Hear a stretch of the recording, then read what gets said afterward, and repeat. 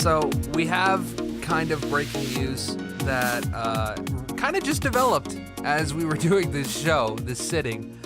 Following Microsoft's announcement earlier this year that it intended to close Lionhead, one of the UK's most story development studios, the mandatory consultation period has now come to an end. The studio will close for good today after 20 years. So, if you didn't understand what that meant, it meant that the Doom beta sucked so bad that Microsoft decided, you know what, fuck it, we're just going to go ahead and close Lionhead Studios. That's basically what happened. So if you have any direction that you want to point any kind of hatred, remember the Doom beta, that's where you point your hatred. That's what you get mad about. Holy fuck. That's really sad. It's really, really, really sad. And honestly, no more black and white for you. Yeah, no, now black and white's pretty much out of the question, unless Microsoft owns it, in which case it's definitely out of the question. But yeah, that sucks, man. I mean, Lionhead really did put out some really quite quality games. I think they ran into a rough patch with their IP. They relied way too heavily on their one IP, that being Fable, the Fable series. And then once Fable started to take a nosedive and Peter Molyneux had already, shat on the series way too much, it kind of lost an identity. And slowly, I guess Microsoft saw them and went, your games aren't making us millions and they're being reviewed kind of poorly across the board. So, I mean, what would happen, And it is really sad, especially since Fable, the first Fable, was a game that pretty much all of us could say that we grew up with, even if you didn't own an Xbox console. Everyone had that one friend that had it and would say, "Hey, come and watch me play this," and then it's like, "Whoa, dude, you can be like a mage warrior and just dash through everybody and then go around them and do like a huge smash move." And I don't know. Roger, you're making me sad. I'm sorry. But it's definitely no, but it's definitely, disappointing because I didn't play Fable 1. I think I was too little for it. But you better believe I played Fable 2 on the Xbox 360.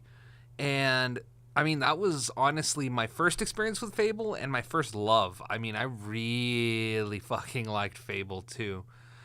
Yeah, see, I'm with all the old people out there, right after the first Fable showed up and after it passed, and I was just kind of like, well, the next one sucks. And sure enough, I didn't really like the second one, and I hated the third one. Oh my god, the third one. Around that same time, whenever they made the Lost Chapters, it's so sad because I still haven't gotten around to play the Lost Chapters. But my friend had told me about what happens, and I was like, dude, that sounds so sick, man. But I haven't been. I'm not gonna put in the 60 hours of gameplay just to get to where I was back then, and then play additional content, I won't say anything because there's spoilers in there. Even though you should have played it, I know that I haven't played it, so I'm not gonna say any spoilers. I mean, of course there's people that do that, where they have their mainstay of the series and then anything afterwards is arguably worse. But Trash. Honestly, man, it seems like the foundation of Fable, the entire reason that it existed was to kind of do that little thing that Metal Gear has always done, where it's like they add these gameplay mechanics that are really pointless, but they're there to add kind of like, look at how in-depth we went. It's kind of like Metal Gear Solid 2, and where you shoot the cup and all the ice cubes fall out, and you can sit there and watch the ice cubes melt.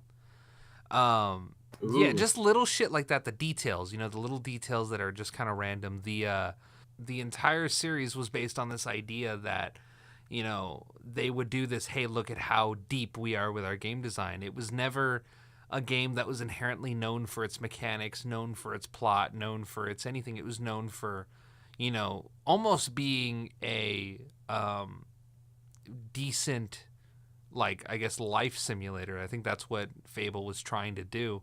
And I think that's kind of why it started to lose a lot of its mainstay audience because, I understand if you're if you're doing I understand if you're approaching it from the perspective of let's add this to something that's already good, but when you do it that way and your only substance are those little details.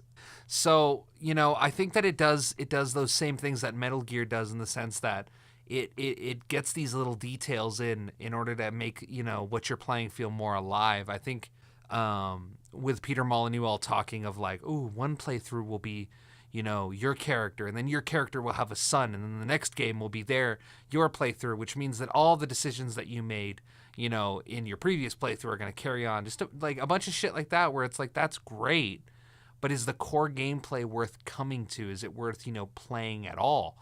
And I think over the years they started to lose that importance of gameplay, because going from Fable 2 to Fable 3, I liked Fable 2, but then again, that was my first experience, with the game. Whereas Fable 3 was this kind of departure where you could tell they wanted to get the mainstream audience excited and involved in this game. But you play it and it's so shallow. It's so incredibly planned out and so incredibly just vanilla. It just felt very, very vanilla. And I think that's really its downfall.